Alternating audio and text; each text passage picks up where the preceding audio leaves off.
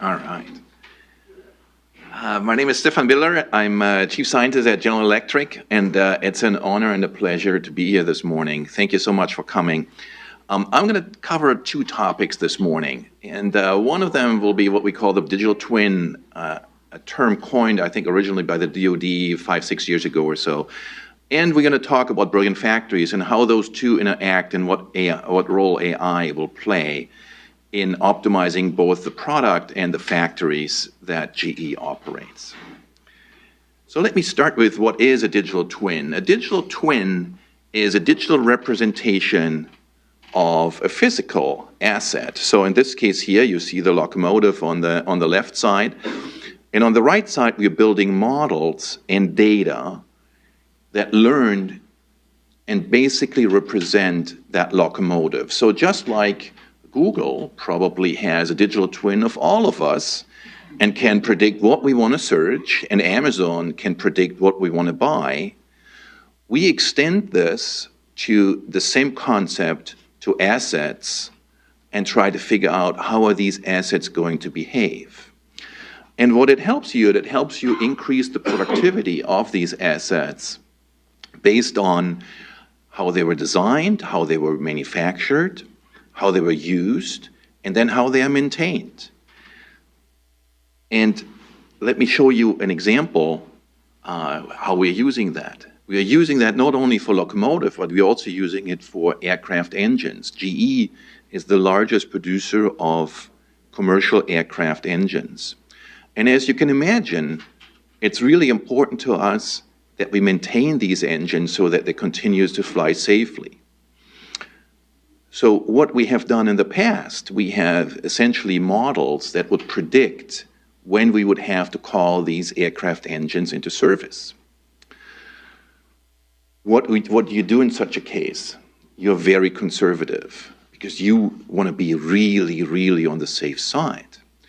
So you look at the worst case of the worst case of the worst case, and you get that engine in when the engine that has the toughest load in the toughest environment, for example, in the Middle East, with very short-term flights, and you use that usage model to call all the engines in. Of course, this is very wasteful. What you really want to do is you want to understand how this engine is used based on the data that this engine is producing.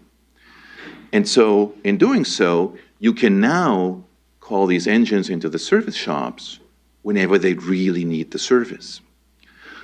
Once you're in that service shop, you open up the engine, and now you understand even better whether your models have been predicting correctly what you have been doing. So the link to AI is you basically are predicting all the maintenance of that engine based on how it was designed, how it was manufactured, how it was used, and then how it was serviced, because you put it back into service, and then the cycle starts over. In doing so, we can save not only maintenance cost, but in locomotive, we save a lot of diesel fuel, and thereby reduce the carbon emissions that our customers emit through their locomotives. The third disruption we're going to see, and I think more people in this panel will talk about this, is additive manufacturing. GE is one of the leaders in metal additive manufacturing. In fact, we have bought 2 companies last year that will not only make us one of the leaders in using metal additive manufacturing, but also as one of the premier sellers of additive machines.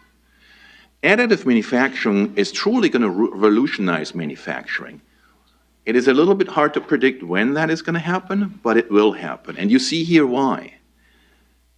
Instead of having 300 parts, you have 1 part. Instead of 60 engineers, you have 6 to 8. Up there, this is one of the machines GE is producing. Instead of 50 manufacturing sources, you have 1. And so, as you can imagine, this will greatly simplify manufacturing, and it's also helping us to make parts much more simply and much more efficiently. As an example, GE is now producing one of its fuel nozzles that goes into a jet engine, and we reduced the number of parts on that from 2 to 1. That was the pioneer. We have one of our products that we are designing right now, an advanced turboprop engine, where we went from 855 parts to 22. That is truly revolutionary, and if you think about how it's changing the process of manufacturing, it cannot be overstated because it will completely change your supply chain. Structural castings will not be a part of our advanced turboprop engine anymore. At the same time, it allows us to create these digital twins I started my presentation out with, because everything in additive is digital. Today, at a traditional manufacturing shop, you might still have paper here or there. In additive, by design, you can't do that. And that brings me to combining those two concepts. If you think of a brilliant factory, and a brilliant factory is a factory where we design, where we integrate design and manufacturing engineering so that we have a perfect model of the plant and of the product. We use all the real-time information we are getting from the plant floor, from the machines, from the equipment, from the IT system, and understand how we improve productivity in those factories, as well as using the build data to drive these digital twins to improve the productivity. We're going to the service shops where we use the same productivity improvements we get in our factories. And in addition, we understand much, much better, because we are looking at the actual parts, how to improve the models we are having in the digital twins for our products. And then we feed back to engineering how to improve product and manufacturing. So, for example, you might see an over-designed part or an under-designed part. You might see more damage than you expected or less damage you expected. And you continuously are improving both product as well as manufacturing processes. Because the other thing you might see is that every time this product is manufactured on second shift, let's say, on this particular machine with this particular operator, you have a problem. Well, maybe that operator needs more training. So combining the brilliant factory concept, the digital twin, and additive manufacturing will lead us into a completely new era where data is driving manufacturing, and data and artificial intelligence and machine learning is allowing us to become more competitive, and eventually,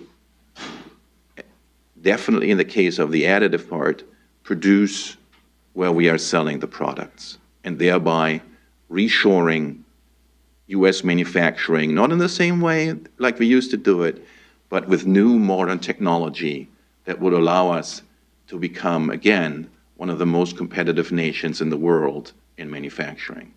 And with that, I thank you for your attention and introduce the next speaker.